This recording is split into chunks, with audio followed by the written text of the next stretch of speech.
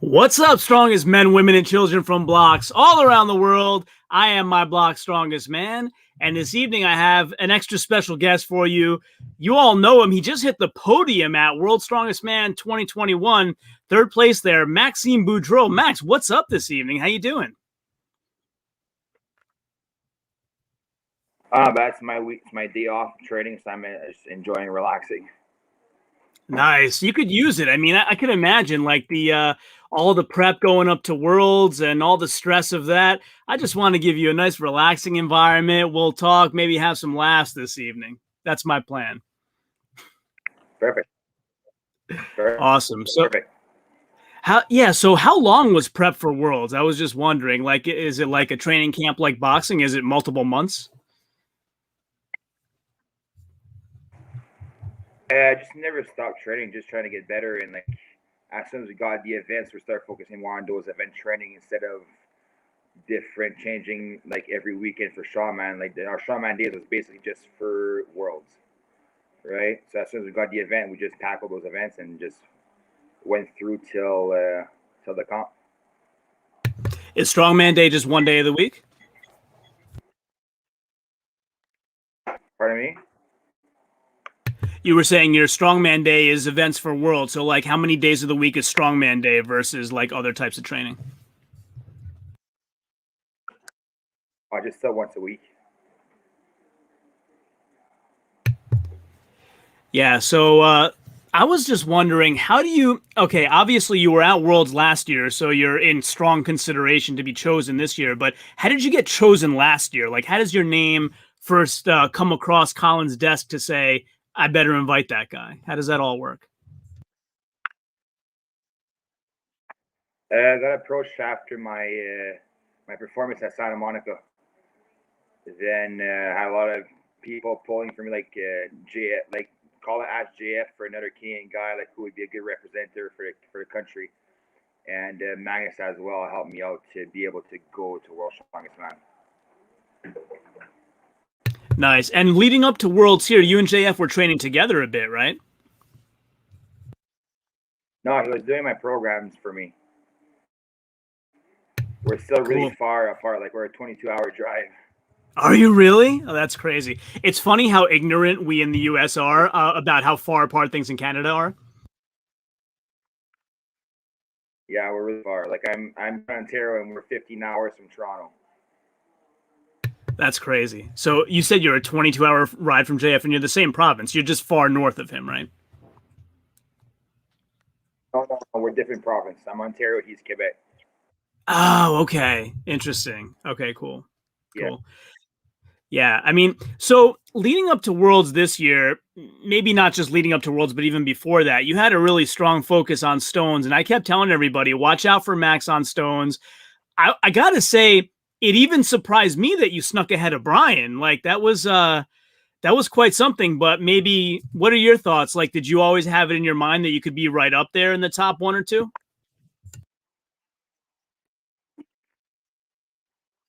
Well, I was always a good stone lifter. Last year, we actually, like during COVID time, me and Sam left the gym to open our own in a garage because like COVID was happening, the gyms were closing, so we needed a place to train. So last year I was really unfortunate. I only had 3 stone training before going to Worlds. So this year I just got the time to build stones and then just give them like every week. And it just gave me the performance that I had. Yeah, I actually had Bobby Thompson on the other night, and he was telling me that he had seen you do a 500 stone like before this prep. Yeah. Yeah, that's amazing. It's cool. So how's the garage gym working out? Are you getting everything done in there that you normally would have in a more public gym?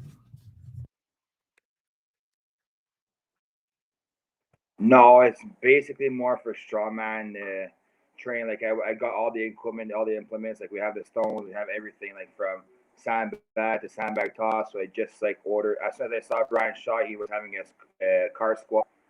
I messaged one of our friends to build us a lever squat combo to Viking press. So it's all basically strongman, like weights, barbells, and now with after winning at World's Strongest Man, I'll be able to invest more into machines, but it's just really hard to get right now because of COVID, right? So a lot of secondhand stuff is not, we're not even able to get them. So it'll take 10 weeks to build, but I order myself like a leg press, and also like we have a lot pulled down, like a lot of machines, but now we're just adding like a leg press, like the ISO rolls and everything important for accessories to be just perform better. Yeah, I mean, I've heard like a lot of equipment is difficult to fabricate these days. I know a couple fabricators, and they were telling me steel is 4 times the price than what it was before the pandemic. Yeah, exactly. Yeah, that's crazy. So But no, it's cool. try to find.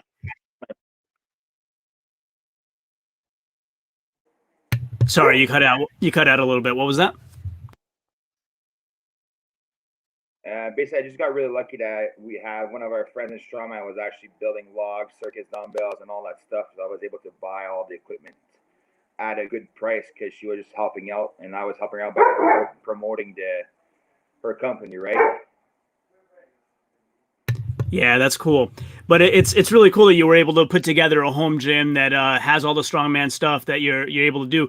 I mean, there are some other strongmen that way, like Stan Carradine has a home gym that has just quite a lot of stuff, and he's gone to Worlds as well. So it is amazing what you can do with a home gym. And in fact, like I just want to take one quick minute. We are sponsored this evening by Garage Gym Life Media, who promotes that kind of culture. So I just want to thank them and play just a really quick clip, if you don't mind. So for people out there who are watching, who watch some of the contest analysis that I do and want to know more about Garage Gym Life Media, who makes a lot of that possible, here's a little quick note from their founder. Training in a home gym, especially if you're training by yourself, can be tough because sometimes you just don't have the motivation to go in your garage or your basement and get it done. And that's why we stream competitions every month on the Garage Gym Life Media YouTube channel. I'm John Greaves, the third founder of Garage Gym Life Media, and after 20 years of training in a home gym, I can tell you that there's some days when I just don't feel like training. And those are the days when I put on some sort of training video or other strength-related content to give me the extra motivation I need to get in there and get it done. There is nothing more motivating than seeing people achieving their goals at a powerlifting meet or a strongman competition. And that's why month after month, we provide that content to you right there in the comfort of your own home on our YouTube channel. Plus, we leave it up forever so you can always just throw it on in the background anytime you need that extra dose of motivation to get you going. And that's why if you're not already a subscriber to Garage Gym Life Media, I invite you to take advantage of this opportunity to add this powerful training tool into your arsenal, because I want you to succeed right there in the best gym in town. So thanks again to Garage Gym Life Media. We have a comment for you, Max. He said, first time I saw Maxime was on an Arnold event. He did an awesome competition. You did, in fact, do very awesome at Arnold. Martins Lisi's actually talks about that a lot. He said, like, Max was really scaring me with you won the first 3 events, I believe, at Santa Monica. And Martins has talked about, like, he had to bring his very best to come back at the end.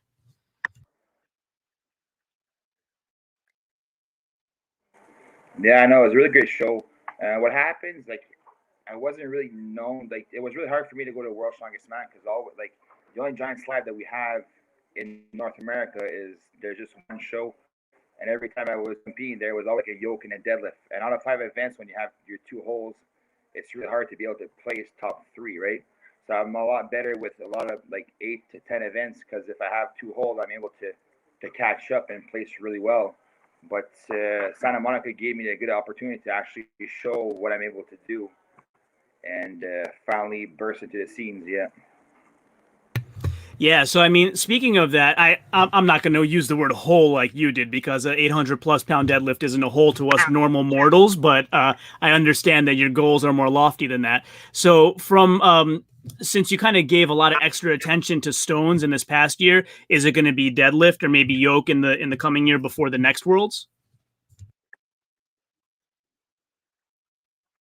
Well, it's always been my focus. Has always been yoke and deadlift. It's just the carryover is drastic. Like if you get better at deadlift and yoke, you get better at everything else, right? So that's why it's a big carryover for me for my stones because I was always good with stones, but now I'm just getting a lot better.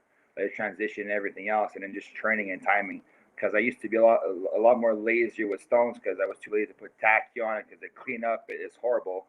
But now I have level 2 from Cerberus tacky. It's a lot easier to clean, so I don't mind it as much. And with level 2, like after 2 reps, the tacky is all gone, so you're able to train without it. So you just get better like that, right? Yeah, for sure. The one thing I was wondering is that loading medley in the qualifiers, you won that. So you want to talk us through? Some people had problems with the frame, and your group actually is the one that we've seen on TV so far. So I got to actually see you do it. I think you and Travis went head to head on that particular one. But you want to talk us through that initial loading medley and how you were able to win it? Well, I have a really good grip. Grip is not one of my issues. The only thing that like I went there to Worlds last year and like we're always behind by an hour and a half. So we got there now. First event we got there an hour earlier. I was just stretching, getting warmed up, and all right, it was like 4 minutes before we start. So I didn't warm up at all because I was expecting to be behind. I was off to go warm up. So I just tried the 150 farmers in the back for one run and then went right in. So my grip was kind of not warm frame. That's why I dropped it a few times. But no, I usually have no issues with frame or farmers. Yeah, I heard they changed the grips this year on that frame. I think I heard it was a frame that had been used several times before, but it was really skinny grips before and kind of was cutting up people's hands. But they made them thicker this year around, so they feel more comfortable than. I don't know if did they have that frame at 2020? I don't recall. No, it was farmers walk last year. Okay. So yeah, I assume it. You like a little bit thicker frame, I would imagine. It feels a little more comfortable than that really thin one with the handles. I don't know. I've never tried. All right. Yeah. So for you, it was just the normal. Awesome. Yeah. I mean, like a lot of people had problems with that frame. How did it? They changed it to put barrels on it in the finals, right? Like, but then I think Bobby was telling me it was actually lighter in the finals. Is that what you observed as well? It was lighter by 100 pounds, yeah. And the frame was a lot more easier, was a lot higher too. So I would have loved to have a frame in the final, but no, I'm happy. It was good. Yeah, I mean, I guess you could see why. Like, guys are more tired, so make it a little lighter. Why not? Yeah. What was the heat like? So I'm getting different kind of feedback from different strongmen about how much the heat did or did not affect you guys. Like, what from a fan's perspective, we're hearing it's 109 degrees. It just sounded brutal. Did it feel as bad as it sounded?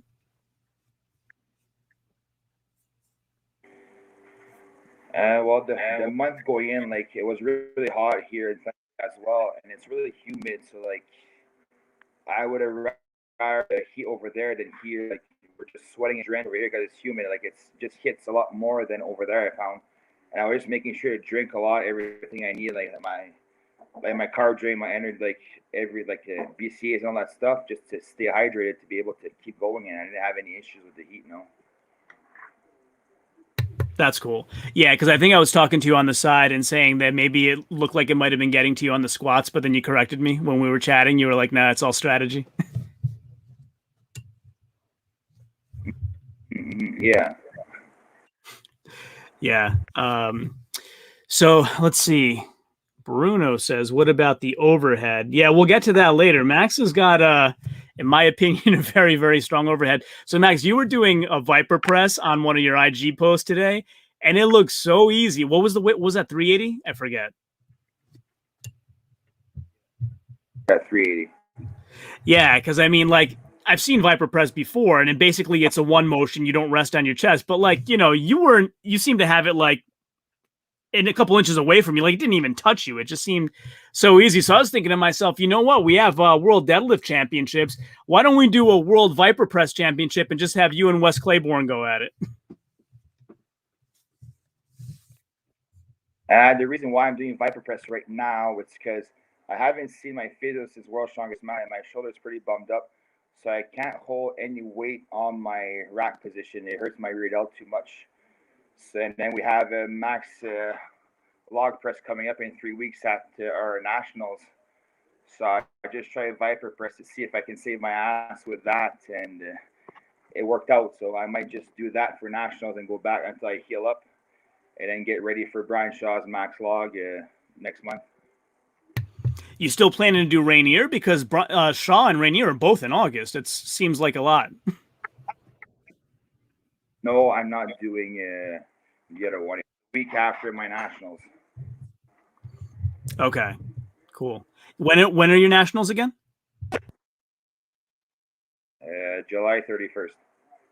Oh, cool. Are they streaming that? I'm not sure yet. I think so, maybe. Yeah, I got to look that up. I'd love to watch that. Show. Yeah, go ahead. Sorry. Yeah, it's going to be a 2-day show, 10 events. Wow. Yeah, even that. So you're going to have like almost a month between that and Shaw. So yeah, hopefully that's enough recuperation. Shaw looks like it's going to be even way better than last year. I mean, he's got a great venue, incredible events. He's having that big apparatus built. That's going to be a lot of fun. You looking forward to that? Yeah. Yeah, it was really good last year. Like, you can tell an athlete who's like, he all takes care of us. We're fed, we're wrestling up to be able to perform as the best as we can, right? Yeah, it's amazing how he's still so involved as an athlete and at such a high level and still has the time to dedicate to create these kind of events to take care of everybody else. It really is awesome. And, you know, I just got to say, people were writing him off after he placed 5th last year, and then he comes back and places 2nd this year. It's, you know, I think some people need to be quiet is what I'm saying.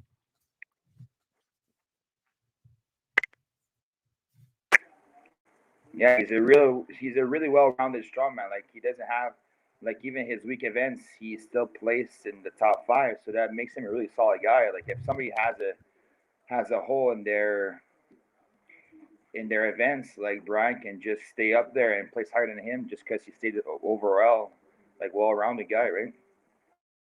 Yeah, I mean, he was so consistent throughout the qualifying groups that I thought he's going to win this for sure. And then Tom just had an incredible start to the finals that created that gap. And then Brian actually closed a lot of that gap. It was this year's Worlds was lots of drama. It was, you know, and we weren't able to see it live, but just hearing the news, it was like, oh no, that happened. Oh no, that happened. And Luke Stoltman, who was doing so well and close to the podium at the end, and then had the slip with the Atlas stone. It was just he was really consistent too up until that point. It was just a lot of great performances and lots of drama and back and forth. No, it was really great. It was nice to see. It was really stressful for sure. And I was just happy I was able to finish with my stone run. Yeah, so let's get to your stone off in a minute, because I was like blown away by how easy that looked for you. But let's talk about some of the other events first. We'll get to that in a minute. So we talked about the loading medley. Then you had the squat. So you did 6 reps on the squat. Brian and Ivars did 10 each.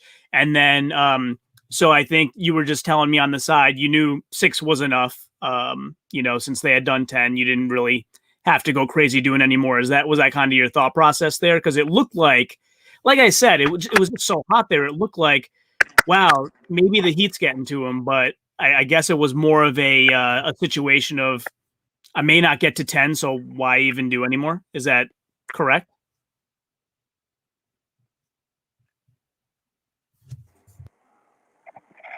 So basically, my last training of squat was Friday before leaving. And I went for my 2nd rep against box, and I ripped my squat. So I just messaged online. Somebody had, like, the massage guy found one for me, but it was the same size, but it was dual ply instead of single, so it was really tight. I wasn't sure able to go that deep to go reach for the squat bar, and it was so stiff that, like, on the way down, I wasn't sure if I hit the platform, and I went up, and then Magnus said good lift. So my goal was just to get 3 to beat Travis, and then after 5, I'm like, yeah, I got Gavin, but I couldn't feel anything, so I'm like, might as well just stop right now and save my ass for the rest of the events, because, like, it still keeps me in 2nd place. Yeah, absolutely. And so that's good insight. And then you had fingers next, right? So in talking to some of the other guys, we talked to Travis, we talked to Bobby, and like I said, we saw your group on TV. It's the only one they've shown so far in the US. And so I had seen you training with a way heavier finger, but I think it was like a 525 or something you had.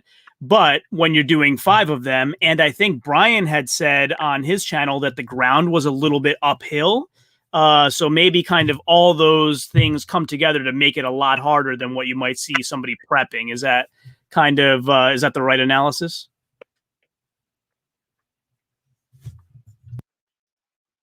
What's way different when it's lighter, like your technique is way different, so you're able to like to swing back and forth with your upper body, which I didn't have time to practice because it was way too heavy. My farmers with my single fingers, I have nothing to warm up. It was straight to 500 pounds. So I was stuck shimmy it up till I flip it because I couldn't swing like that.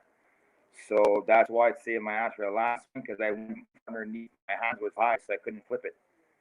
So I just forced out to be able to drop it on their side. But like with a lighter finger, I found maybe I would be easier for practice and get better at technique work instead of just brute strength, right? Yeah, that makes sense. I hadn't thought of that. So lighter isn't necessarily easier. It's a different technique that you have to practice just like you would with a heavier technique. Lengthwise though, was yours comparable in length to what was at Worlds? Yeah. What, like, how long are they? I have no idea. I don't know either. Mine was 12 feet and just really bigger diameter, so I didn't really focus on how long you just Okay, fair enough. And then you had overhead medley after that. So overhead medley was 2 dumbbells, one at a time, and then the circus barbell, and then the axle, right? So with the dumbbells, you could do whichever hand you wanted. Okay, and then you did. Did you do? You did right-handed on both? Yeah. Yeah, and like I said, I've seen you doing circus in prep, circus dumbbell, and didn't seem to be much of a problem for you. Any issues with the other implements there? Was the circus like really whippy? Or I heard Bobby was telling us the axle was in fact not fixed. Did that throw you off at all?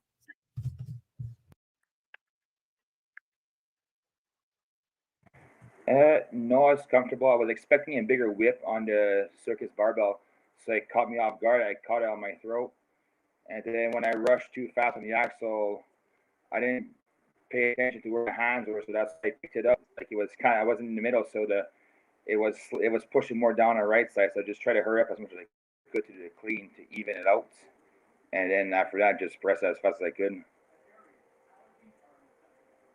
Yeah, I mean, you got 4 points on that event, so you did something right. You came only behind Brian on the overhead medley, so that was great. And then pickaxe was the one that everybody was having trouble predicting how people would do. I talked to Big Laws about it. He said some people trained it and get worse by training it. So you had 3 points there, so kind of middle of the pack behind Ivars and Gavin. So is that something you practiced, or you just kind of have it or you don't for front holds?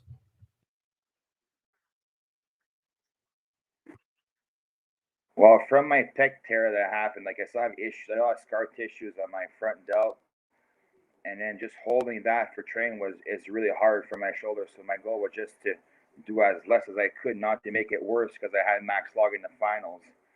So I just did everything that I could to try to pass Travis, and then to make sure that I could finish second in the stone off to be able to be last instead of going first.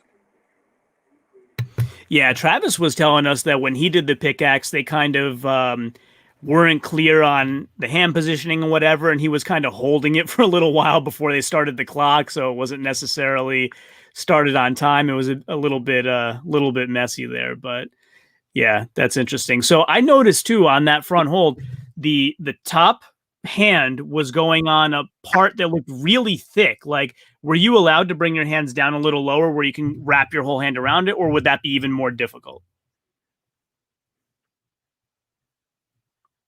No, we need to have one hand on the thicker part and one hand on the bottom. Okay, so it was a rule.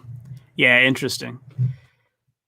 Yeah, Brian, I think when Brian went at that point, he just needed to just not zero to win the group. So he kind of did 5.6 seconds or whatever, and then put it away.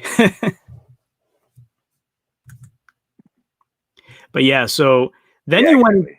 Yeah, so then you went into stone off with Ivars, and you guys did 7 stones, which is the highest. I mean, there was another group that also did 7. I think it was Kevin and Luke, maybe, but 7 is the highest number of stones of any stone off. And I gotta say, like, they all looked easy for you. And the way for people that don't know, hey, what's up? We have some more people in the comments. What's up, Kathleen? What's up, Terminator? So for people that don't know how the stone off worked this year, it was the person who was third in the group had to get the stone over the over bar, and then the person who was in second had to match it, right? So basically, Ivars was going first, and you were matching it. But like I say, from a bystander's perspective, and your group was televised here in the U.S., it looked like every one of those wasn't challenging for you. Am I seeing that right, or were you just covering really well?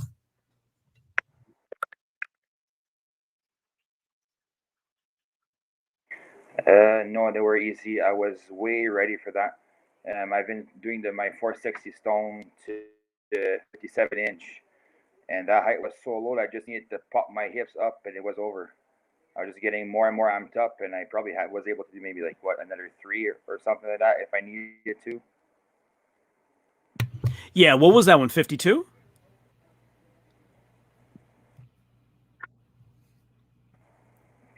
If that, maybe 46, 48. Really? Okay. Okay. Yeah, so you were way ready for that, for sure. And that heaviest stone was 210 kilo? Is that right? Yeah. Yeah, 55. Yeah. Yeah. Yeah, but you blew through that for sure. Terminator the Terminator says, Max, are you going to compete at Giants Live Log Lift?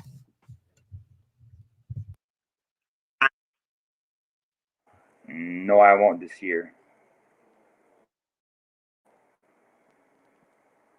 There you go. All right, so you win the stone off. I need to fix my shoulders. Big. Yeah, go ahead. Sorry.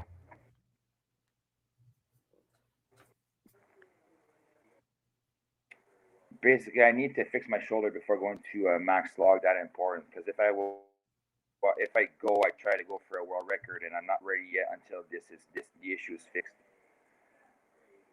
And approximately how long is the recuperation time on that? Do you have an estimate?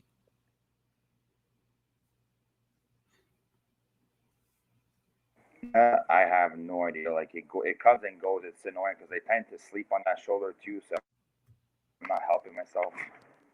Yeah. Yeah, I can imagine. So, all right. So then you make it into the finals. First event in the finals is the Giants Medley. So Giants Medley is 31.43 seconds for you. So 3 points there. Walk us through kind of what happened in the Giants Medley, how you felt.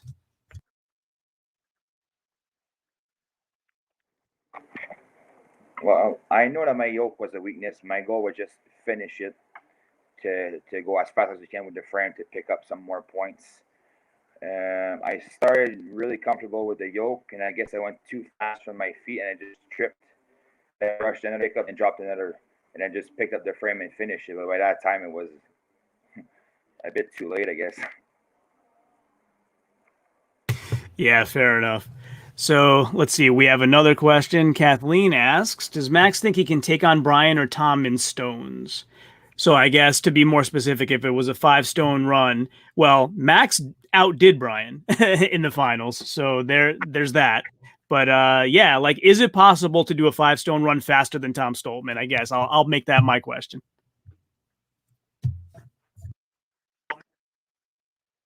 No, I'll be trying my best to try to beat him, but until then, he's the king for sure.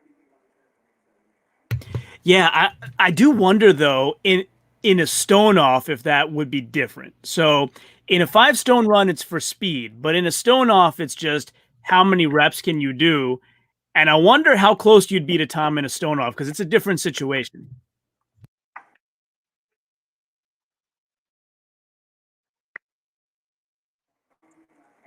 Yeah, for sure. Yeah. So then so we talked about the front hold in the qualifiers. Then in the finals, the other kind of unique event was Titan's Turntable. So that comes up next. And you got 7 points on that. So you did fairly well on Titan's Turntable behind only Tom, Trey, and Aethor. And so we've heard some stuff about Titan's Turntable being like, so at first we heard, oh, it's going to be, very heavy and push for distance. Then it got changed to a given distance for speed. And then there was kind of a lot of complaining of, oh, it's not going to be heavy enough. But I've heard from some of the guys at Worlds that it was basically, the way I'd say, is progressive resistance. Like, you could push it a little bit and get it going, but if you pushed it really hard, it kind of pushed back. Is that what you felt? Or did you have maybe a technique that overcame that?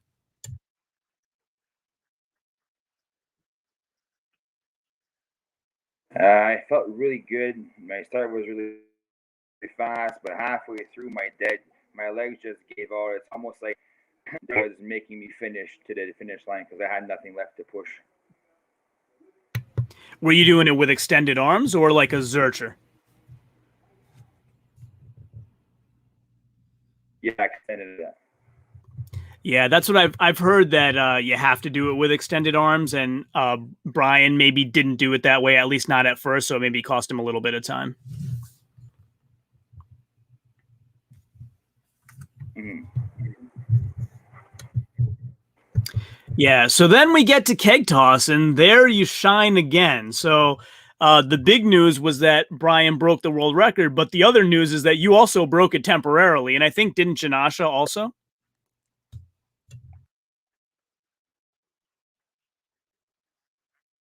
Yeah, and Tom.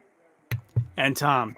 Yeah, so Brian went in with the world record. You, Tom, and Constantine and Brian broke the record, and then Brian broke it again to walk away with it. But so, like, how does that feel? Do you get to be excited having a world record for a little bit of time, or or not so much, because there's more competition to go, and more opportunities for Brian to take it back? What was going through your mind?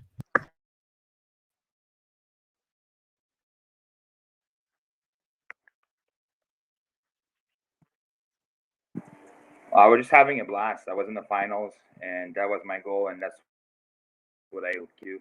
Just enjoying the moments, and I was really having fun. Like, I was throwing the kegs a lot higher than all those other guys, but just happened that the last throw that got me off, I just threw too far forward and just missed it over the bar, and Brian won, plain and simple. And I just had fun, and I stayed in there till the end.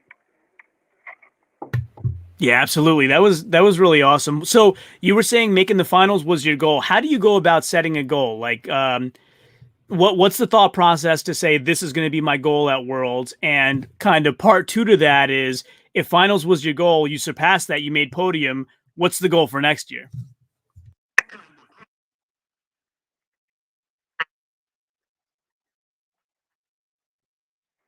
Well, that goal comes from like the first time you start training and you start watching World's Strongest Man, and you always want to be a finalist since the beginning, right? So it was a long road. It took me 10 years, but I'm happy to be here. And to finish third place, I was shocked because after day one, taking a shower and Sam's on FaceTime, I just start laughing, and she's like, "What? I'm in third place." I'm like, "I can't believe this." I'm like, "We should just stop the comp right now." And to be able to finish third place after day two with a deadlift, I'm speechless. It's just so funny. I wasn't expecting it at all. That's funny. I mean, so I saw a bunch of posts from you and from her. How meaningful is it to have that kind of support system with you? Because she's really cheering you on hard.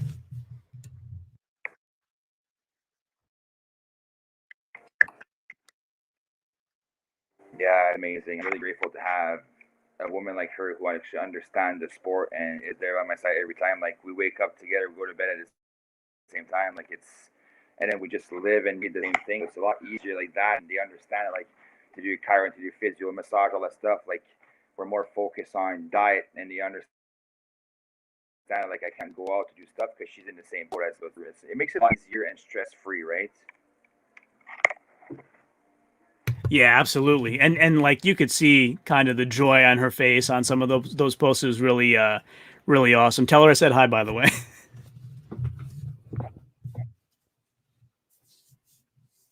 Perfect. I will for sure.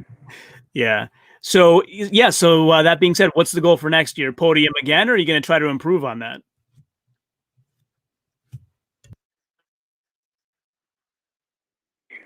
Well, Lisis and Kilikowski should be back next year.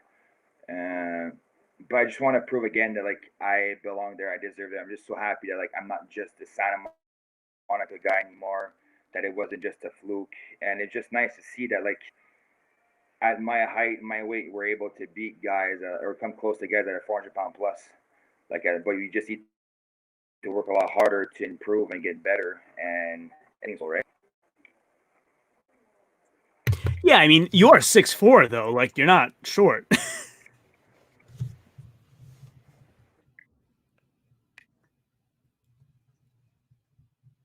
Yeah, but beside those guys, you look pretty small.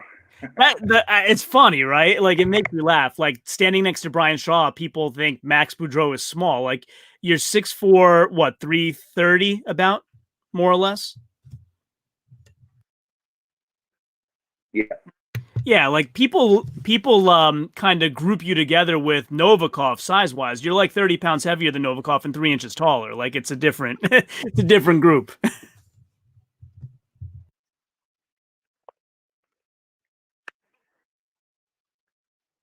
But speaking of him, what did you think of his performance? Is it just the events didn't suit him so much? Was the group really hard? Some people, not too many, some are saying like he's never going to repeat again. It was a fluke. Which of those things do you think is true?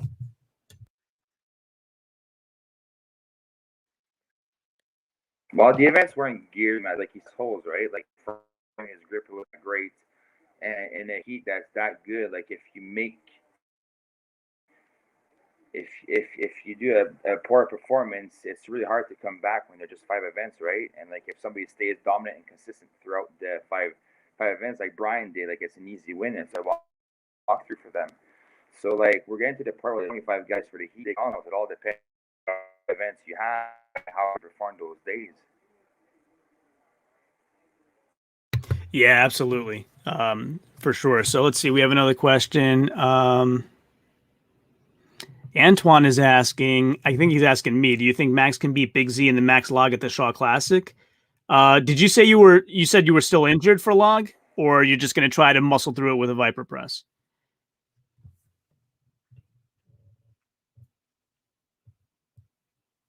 No, that's at I'll try to Viper press at national because like the national max all my goal only will go up to 400, 420 for the win. But for Brian Shaw, I need to be ready to do some push press because I won't be able to keep up. Yeah. No, but also Big Z is not in his prime anymore, so I don't think that's a fair comparison. Let's see. Brother Mister says, Maxime, you're awesome. What first got you into strongman? What advice do you have for a beginner interested in starting the strongman process? Good question.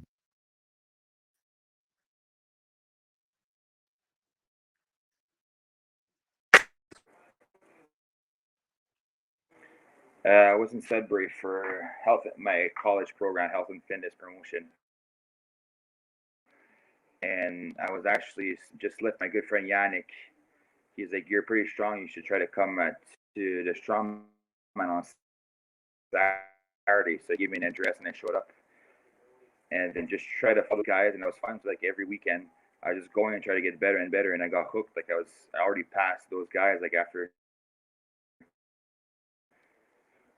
like a few months of training and enjoyed it and just start training. You go and year after year, like you start going to comps. So like there's JF and all those guys, and then you just learn from them. You just listen and you get better. Like they treat us as a sprint because the faster you're able to get injured and break down, and it all depends. You only have one body and you want to take care of it because like you want to lift weights for 10 years or only 2 years with full of injuries. Like you just train smart, build up a big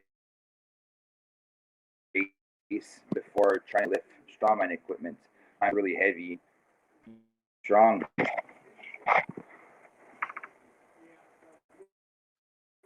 Great advice. Great advice. So then, if moving on to the next event in the finals, we had the max log lift, and you tied 8 points there. So second only to Luke Stoltman. You tied with Trey and with Bobby Thompson. So that was a 205 kilo. Walk us through that process. I know that Bobby had some issues with kind of passing out, doing a Valsalva maneuver for too long. But how was the log? How did it feel to you in that heat? Was it comfortable? I mean, you obviously did well.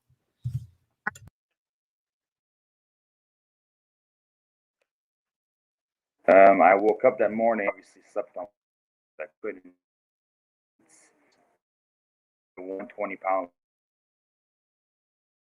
heavy. Usually, like I'll do a more like E4 on and then go to work sets. And I need to take the 275, 300, 300. I need to do a few times before feeling better. And then went up to 345 and then went to the stage with 375. And I got a really hard 375 and I'm stressing out. And Sam was looking at me, she's worried like what's going on. And then 400 pounds, I found my groove. And then the Keg Toss, I was just better and better with my technique. And then at 450, I got it. And then I'm like, I'll just wait to see if Bobby and Trey are able to do it. And if they miss, I won't even, because I only got one extra point. We had a chance injured or not perform as well. I think it puts right.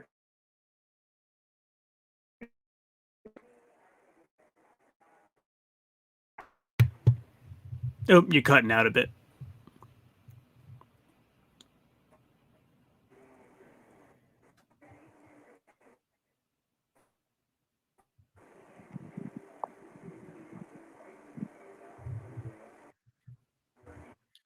Yep, there you go. Now I think you're back. You were cutting out a bit. So then next was deadlift. 3 reps on the deadlift. Expected? Did you expect to do better? More or less what you were expecting to do?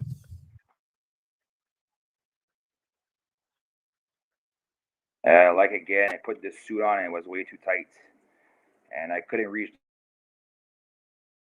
the bar at all, and I couldn't roll the bar, so I was stuck pulling from 5-inch front. And with this suit at that height, like I just after 3, I'm like, I'm not getting close to 7 reps, so might as well just call it a day and move on.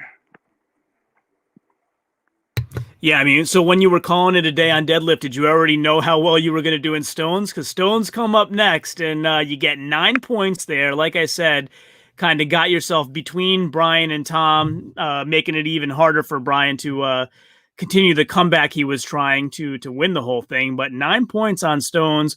Let's see, what was your time there again? 31.45 seconds. Sorry, that was Brian's time. Yours was 28.63 seconds. So, considerably faster than Brian.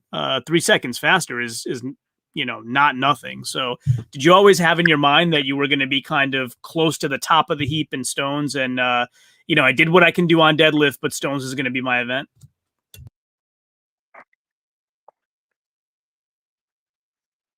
Exactly, yeah. Yeah, it turned out awesome. What it is. I can't pull off a miracle and go for.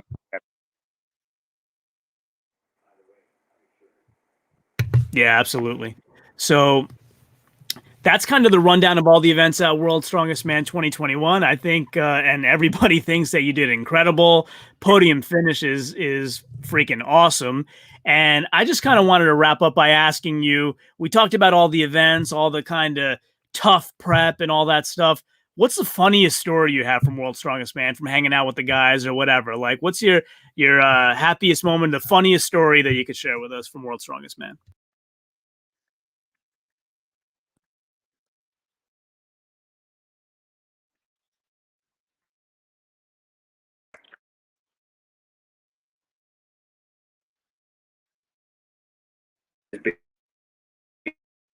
You see, he heard won recent, and then JF got 31 and then turned around his reaction saying that I finished podium was pretty the highlight of the weekend. Sorry, you were cutting out. You were saying JF said that?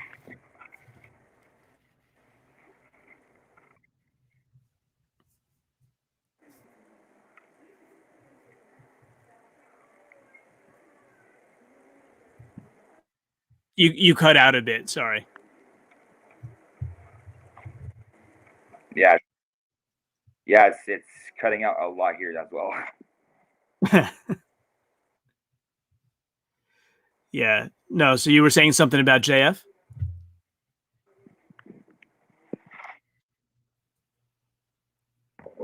Yeah, the highlight was him like one straight finish his stone in 37.57, he had 30 something, and then he pushed the people, the camera around to go check a time, and then he turned around and saying because he beat Trace, so that placed me in third position, he turned around and just him actually finished third place. That was the highlight of the weekend for sure. Yeah, I heard him talking about that. He says, I'm very happy with my stone finish because I helped my countrymen make the podium. That was funny. Yeah. Yeah, that's awesome. Well, Max, I wanted to thank you for coming on. Everybody has been, very excited to see you and ask you questions. So anything else you want to talk about or promote or exciting on your horizon before we call it a night?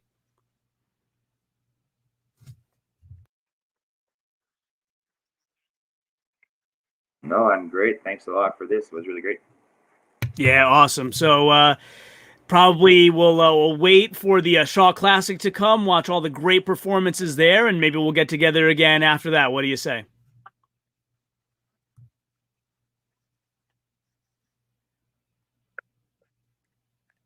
Sounds good. Thanks a lot. Awesome. Well, thanks again, Maxime Boudreault, podium finisher at World's Strongest Man 2021. It's been awesome talking to you. Have a great night.